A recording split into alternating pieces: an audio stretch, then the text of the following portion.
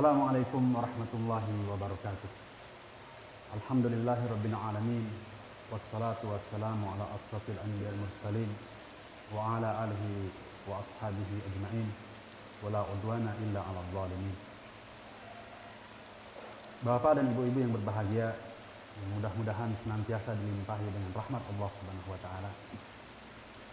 Sesungguhnya jiwa manusia merupakan pengisi dari jasad atau tubuh manusia. Karenanya kejiwaan manusia ini akan dipengaruhi sejauh mana tempat yang ditempati oleh jiwa tersebut. Salah satu hal yang akan mempengaruhi kejiwaan seseorang yaitu ketika seorang senantiasa atau membiasakan diri mengkonsumsi hal-hal yang diharamkan Allah Subhanahu wa taala.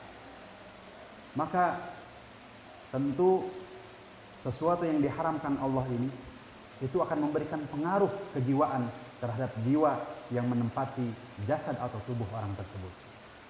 Oleh karena itu, di dalam Islam hal ini mendapatkan perhatian yang sangat serius. Di dalam salah satu hadis Rasulullah SAW mengatakan, Innal halala bayyinun wal harama bayyinun wa bainahuma mushtabihatun. Sesungguhnya yang halal itu sudah jelas dan yang haram itu sudah jelas. Yang menarik, Bapak dan Ibu hadirin yang berbahagia, sesungguhnya Rasulullah SAW di akhir hadis ini menyebutkan, Ala inna fil jasadi mudghatan, idza saluhat saluhal jasadu kulluh, wa idza fasadat fasadal jasadu kulluh. Ingatlah, sesungguhnya di dalam tubuh manusia itu ada segumpal darah, ada segumpal daging. Yang kalau segumpal daging ini beres, maka akan bereslah seluruh jasadnya. Dan apabila dia rusak, maka rusaklah seluruh jasadnya. Ala wahyal qalb. Segumpal daging itu adalah hati. Kenapa Rasulullah SAW ketika membicarakan sesuatu yang halal dan haram, di akhir hadisnya menyatakan bahwa sesungguhnya manusia itu akan tergantung hati. Karena ternyata memang makanan-makanan yang haram yang dimakan oleh seseorang itu akan mempengaruhi kejernihan dan kebersihan hati seseorang. Bapak dan ibu-ibu yang berbahagia yang senantiasa dirahmati Allah Subhanahu wa taala. Salah satu penyakit yang selama ini mungkin sudah sering kita dengar dan dia adalah salah satu pintu masuknya perkara-perkara yang diharamkan Allah Subhanahu wa taala, yaitu perbuatan suap, korupsi dan sejenisnya. Yang kesemuanya ini ada sebenarnya kalau kita lihat dia adalah bagian lain dari kata pencurian, hanya dengan kata yang lebih halus. Seolah-olah kalau korupsi itu bahasanya lebih keren, suap itu lebih mantap.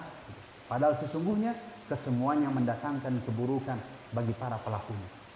Allah Subhanahu wa taala mengingatkan kepada kita di dalam salah satu ayat di surat Al-Baqarah, "Wala ta'kulu amwalakum bainakum bil batil wa tudlu biha ilal hukam litakulu fariqan min amwalin nasi bil itsmi wa antum ta'lamun."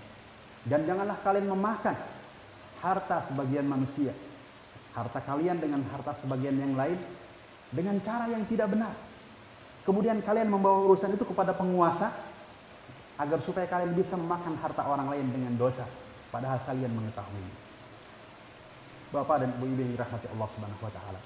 Ini adalah salah satu bentuk kong kali kong atau kerjasama yang dilakukan oleh seseorang yang memiliki kepentingan dengan pejabat yang memiliki kekuasaan. Yang dalam bahasa kita barangkali untuk memuluskan kepentingannya, dia membawa urusan ini kepada penguasa, memberikan uang suap, sehingga dengan uang itu maka dia mengambil harta orang lain dengan cara batil. Hal ini jelas-jelas diharamkan oleh Allah Subhanahu wa taala. Dan ini adalah perbuatan yang Dalam hadis disebutkan Rasulullah SAW melaknat perbuatan orang-orang yang menyuap dan orang-orang yang disuap. La'ana Rasulullah SAW ar-rashi wal murtashi.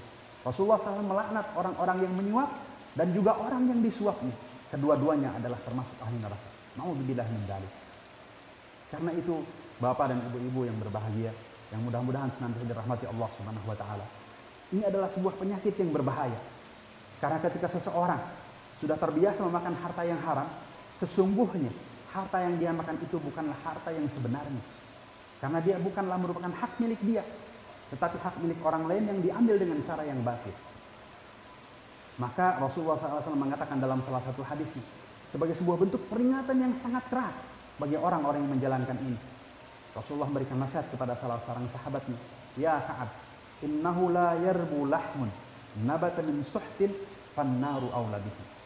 Wahai Ka'ab, kata Rasulullah kepada sahabat yang dicintainya, sesungguhnya tidaklah tumbuh daging yang daging itu berasal dari harta suap, harta yang haram, maka kata Rasulullah, sesungguhnya api neraka lebih layak untuk membakar daging tersebut. Nauzubillah min dzalik. Jadi sesungguhnya ketika seseorang mendapatkan rezeki dari jalan yang tidak diridhai Allah Subhanahu wa taala, dari cara-cara yang tidak diridhai Allah, suap, korupsi dan sebagainya, maka sesungguhnya sebenarnya dia sedang mengambil harta itu, dimasukkan ke dalam mulutnya, dimasukkan ke dalam perutnya, yang itu kata Allah Subhanahu wa taala adalah api neraka yang dimakan di dalam dirinya. Nauzubillah min dzalik. Oleh karena itu, setiap perbuatan yang mengajak kepada keburukan, dia akan mendatangkan keburukan yang lain. Jangan kalian menyangka bahwa perbuatan itu adalah baik. Karena sebenarnya itu adalah bagian dari sindiran Allah Subhanahu wa taala. Karena harta yang didapat dari bukan jalan yang halal, rezeki yang diperoleh bukan dari cara yang baik, itu sebenarnya adalah rezeki yang akan mendatangkan kemudaratan. Bapak dan Ibu yang berbahagia, bisa jadi ketika dia memakan harta tersebut, Allah Subhanahu wa taala menjadikan harta yang dia makan itu justru bukan menjadi keberkahan. Allah jauhkan kebaikan-kebaikan, tapi harta yang dia makan itu kemudian menjadi penyakit. Siapa yang ingin kalau dia kemudian memakan sesuatu itu kemudian lahir penyakit-penyakit yang datang dari Allah Subhanahu wa taala sebagai bentuk siksaan, sebagai bentuk peringatan bahwa sesungguhnya sebelum dia nanti di akhirat mendapatkan teguran dari Allah, siksaan dari Allah Subhanahu wa taala, di dunia Allah sudah menegurnya dengan berbagai macam penyakit. Nauzubillah min dzalik. Kita berlindung kepada Allah Subhanahu wa taala dari rezeki yang tidak Allah ridhai. Karenanya tentu kita berdoa kepada Allah Subhanahu wa taala agar Allah Subhanahu wa taala memberikan kepada kita keleluasaan, rezeki yang halal, dan kita pun berusaha dengan sekuat tenaga bahwa sesungguhnya rezeki yang halal itu akan mendatangkan keberkahan, akan membawa barokah bagi kita, juga akan memberikan kepada kita jiwa kita semangat untuk tetap mensyukuri nikmat Allah Subhanahu wa taala. Imam Asy-Syafi'i rahimahullah, beliau pernah makan di rumah salah seorang sahabatnya yang dia ketahui sahabatnya itu adalah orang yang soleh. Maka ternyata ketika dia makan dengan sangat lahap, dia makan dengan sangat banyak. Sehingga salah seorang putra dari ulama ini bertanya-tanya, apakah benar ini adalah seorang ulama besar? Imam Asy-Syafi'i rahimahullah yang dianggap sebagai ulama besar dipuji-puji oleh ayahnya. Maka kemudian ayahnya berkata, wahai anakku, kalau engkau punya kepenasaran, maka tanyakanlah kepada Imam Syafi'i secara langsung. Maka kemudian anak dari ulama tersebut bertanya kepada Imam Asy-Syafi'i tentang kepenasarannya. Maka dengan lugas Imam Asy-Syafi'i mengatakan, sesungguhnya aku tahu bahwa makanan yang disediakan oleh ulama ini adalah makanan yang halal. Maka sesungguhnya makanan yang halal ini, kata beliau, dia akan merupakan menjadikan obat bagi orang yang memakannya. Akan mendatangkan keberkahan, menjauhkan berbagai macam penyakit. Tentu sebaliknya, apabila makanan itu berasal dari hal-hal yang haram, itu akan mendatangkan penyakit buat orang-orang yang memakannya. Bapak dan Ibu yang dirahmati Allah Subhanahu wa taala, sesungguhnya perbuatan-perbuatan ini adalah perbuatan yang sangat merusak baik pribadi maupun tatanan sosial di tengah-tengah masyarakat. Maka Rasulullah SAW mengatakan, sesungguhnya kecelakaan atau penyebab hancurnya bangsa-bangsa, umat-umat sebelum kalian, yaitu ketika mereka mendapati orang-orang yang memiliki kepandaian, orang-orang yang memiliki kekuasaan, orang-orang terpandang di antara mereka melakukan perbuatan-perbuatan tidak terpuji, melakukan pelanggaran-pelanggaran hukum, kemudian mereka datang kepada hakim, mereka menyuap hakim tersebut, akhirnya kemudian terbebaslah orang ini dari hukuman. Sementara ketika ada orang-orang lemah yang melakukan perbuatan yang mungkin dalam hal ini melanggar, maka di sanalah kemudian hukum ditegakkan. Rasulullah mengatakan ini adalah salah satu penyebab kehancuran bangsa. Ketika ada orang lemah yang melakukan kesalahan, dia akan segera dihukum dengan segera. Tetapi ketika ada orang terpandang melaksanakan perbuatan yang salah, kemudian keluarga terpandang ini datang kepada hakim, memberikan suapan, sogokan, akhirnya dia terbebas dari hukuman. Maka kata Rasulullah SAW, itulah yang menyebabkan umat-umat terdahulu hancur.